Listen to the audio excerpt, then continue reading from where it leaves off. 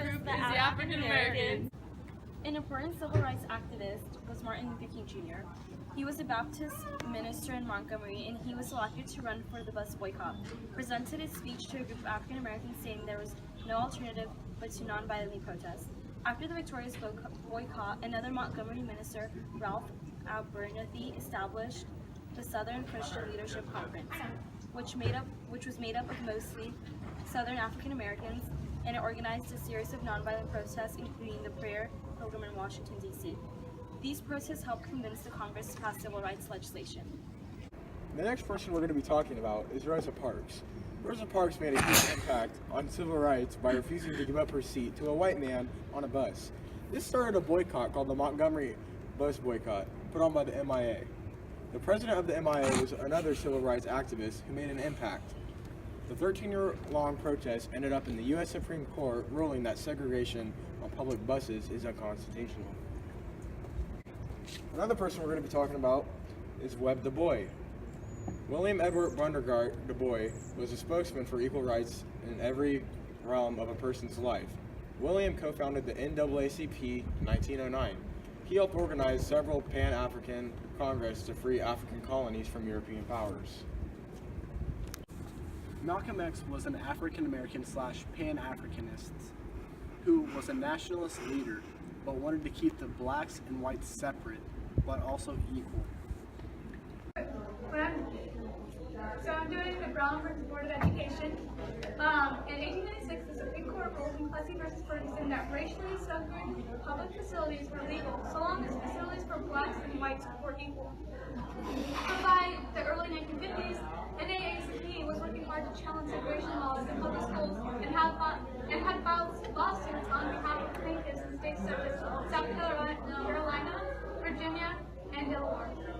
In the case that will become most famous, a plaintiff named Oliver Brown filed a class action lawsuit against the Board of Education of Topeka, Kansas in 1951, after his daughter, Linda Brown, was denied entrance to the Topeka's all-white elementary school.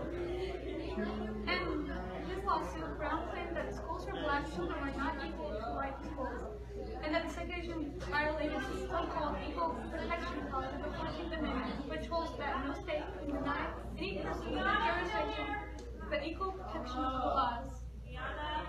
The case went before the U.S. District Court in Kansas, which agreed public school segregation had a detrimental effect upon the colored children and contributed to a sense of inferiority, but still upheld the separate but equal doctrine. In a decision issued on May 17, 1954, Martin wrote that in the field of public education, the doctrine of separate but equal had no place, as said segregated schools are inherently unequal. As a result, the court ruled that the plaintiffs were being deprived of the equal protection laws guaranteed by the 14th Amendment.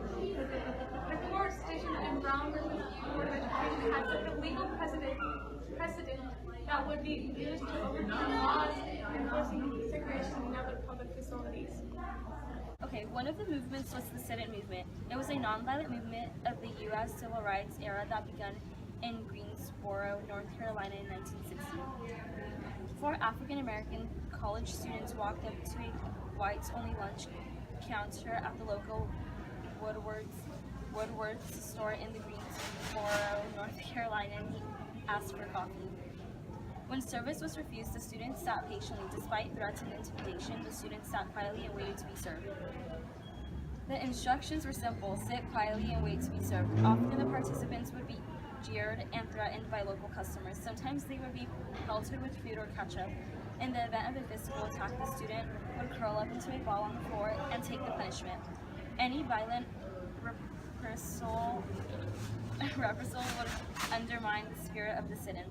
When the local police came to arrest the demonstrators, another line of students would take the vacated seats. Act was the March on Washington.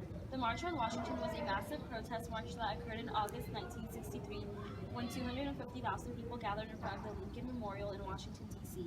It was also the occasion of Martin Luther King Jr.'s now iconic I Have a Dream speech. In 1941, A. Philip Randolph, head of the Brotherhood of Sleeping Car Porters and an elder statesman of the Civil Rights Movement, had planned a mass march on Washington to protest blacks' exclusive from World War II defense jobs and New Deal programs. But a day before the event, President Franklin D. Roosevelt met with Randolph and agreed to issue an executive order forbidding discrimination against workers in defense industries and government of establishing the Fair Employment Practice Committee, FEPC, to investigate charges of racial discrimination. In return, Randolph called off the planned march. In May 1957, nearly 25,000 people, demonstrators, gathered at the Lincoln Memorial to commemorate the third anniversary of Brown versus Board of Education ruling, and urged the federal government to follow through on its decision in the trial.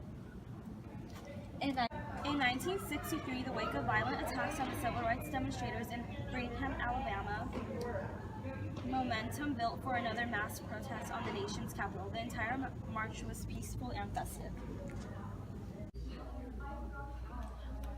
Bus boycotts are an action that took place. Bus boycotts started because the African Americans of the South refused to give up their seats to the white people any longer.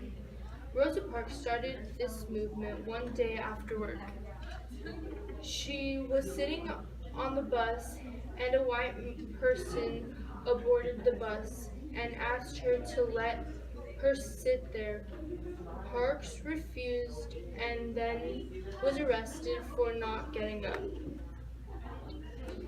More women began getting arrested for not giving up their seats, and from there, African Americans avoided taking the bus anywhere from school to work or any daily activities. The organizations was the MIA. It was the Montgomery Improvement Association, which was formed in the days following the December 1955 arrest of Rosa Parks to oversee the Montgomery bus boycott. The organization would play a leading role in fighting segregation in the city and produced some of the civil rights movements well-known as figures. Panther Party. Original name was Black Panther Party for Self-Defense. It was founded in 1966 by Hugh Newton and Bobby Seale. Its original purpose was to patrol African American neighborhoods to protect residents from acts of police brutality.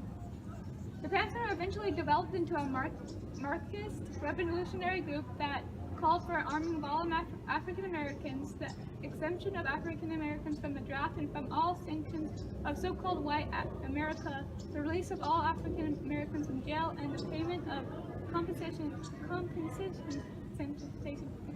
to African Americans for centuries of exploitation by white Americans. Newton and Seale created the party after the assassination of Malcolm X in 1965. The